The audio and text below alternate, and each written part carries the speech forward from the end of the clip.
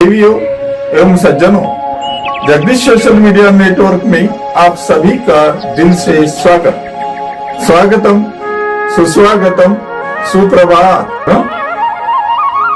प्रतिदिन के अनुसार प्रस्तुत करते हैं स्वामी वासुदेवानंद जी सरस्वती इनके अमृतमय वाणी द्वारा विष्णु सहस्त्र नाम ज्ञान यज्ञ प्रवचन। प्रथम नमन आपको, जय गुरुदेव।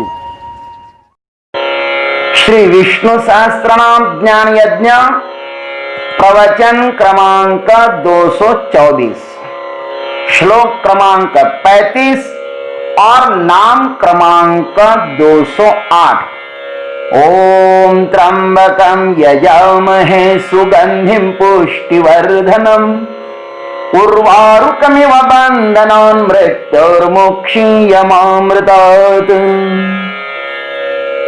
समस्त जन कल्याण निरतं करुणामयं नमामि चिन्मयं देवं सद्गुरुं ब्रह्मविद्वरं शान्ताकारं भुजगशयनं पद्मनाभं सुरेशं विश्वाधारं गगनसदृशं मेघवर्णं शुभांगं लक्ष्मीकान्तं कमलनयनं योगिभिर्ध्यानगम्यं वंदे विष्णुं भवभयहरं सर्वलोकैकनाथम्।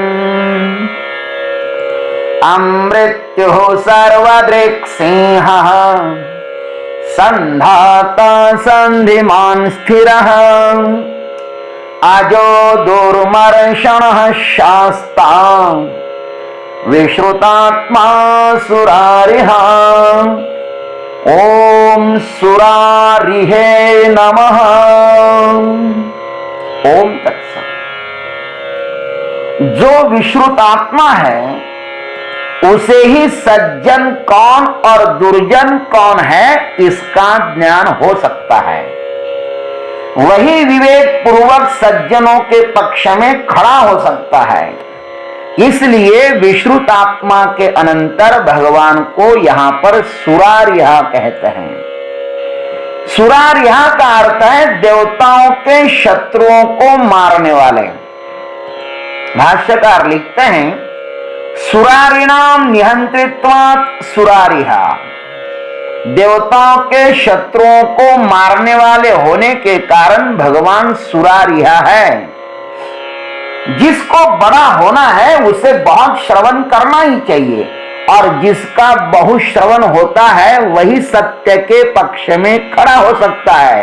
इसलिए तो न्यायालय में न्यायमूर्ति को निर्णय देने के लिए पक्ष और विपक्ष का पहले बहुत श्रवण करना होता है। वैसे ही भगवान भी असत्य के पक्ष में खड़े न होकर सत्य के पक्ष में खड़े हो जाते हैं। सृष्टि के संतुलन के लिए भगवान को सुरारियों को मारना ही पड़ता है, और ये सुरारी हर युग में अथवा हर समय में होते हैं। इनको विनाशी प्रिय होता है। पहले राक्षस थे और अब ये आतंकवादी है।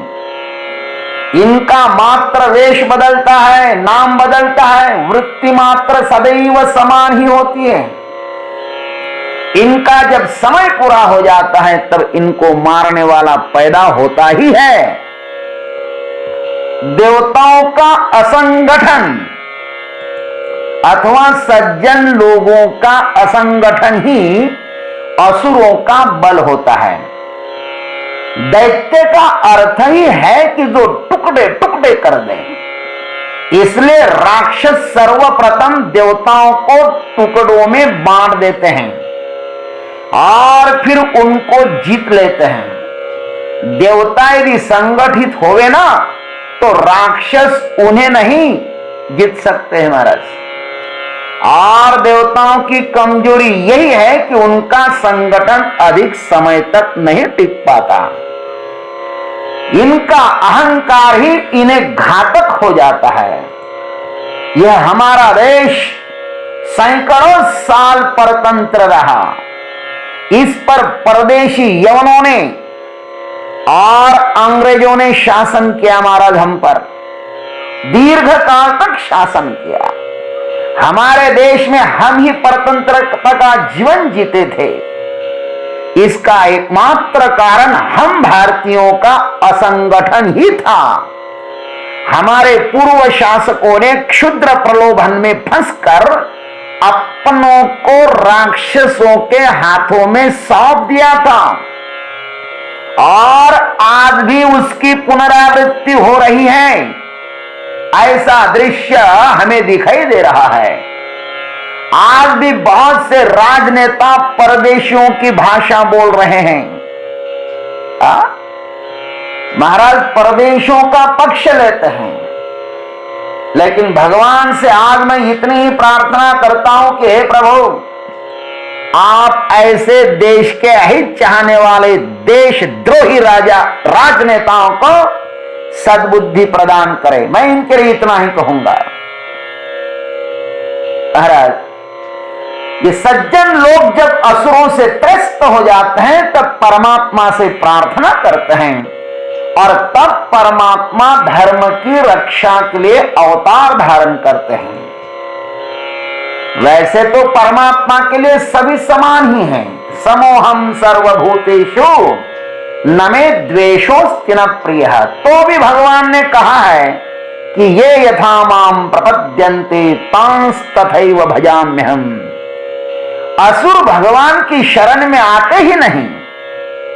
उनका ताप, उनकी शक्ति, उनकी संपत्ति दूसरों के विनाश के लिए ही होती है। भगवान उन्हें भी सुधरने का अवसर देते हैं, किंतु वे जब अपना स्वभाव छोड़ते ही नहीं तब मात्र ये सुरारिया बनकर उन्हें ठोक देते हैं। ये राक्षस भौतिक दृष्टि से देखा जाए तो समाज में भी है। दैविक दृष्टि से देखा जाए तो देवासुर संग्राम कई बार होता रहता है और आध्यात्मिक दृष्टि से देखा जाए तो हमारे भीतर भी राग, द्वेष, काम, क्रोध आदि के रूप में विराजमान है। हमारी निर्बलता के कारण ही वे फलते फूलते हैं। वे हमारे जीवन से नष्ट हुए, इसलिए हम सुरारी भगवान से प्रार्थना करते हैं। उनसे प्रार्थना करिए, उनका भजन करिए, तो ही ये दुष्टों का विनाश हो सकता है। ओम तत्सत। जय गुरुदेव, जय जगदीश्वर, जय जय महाकाल।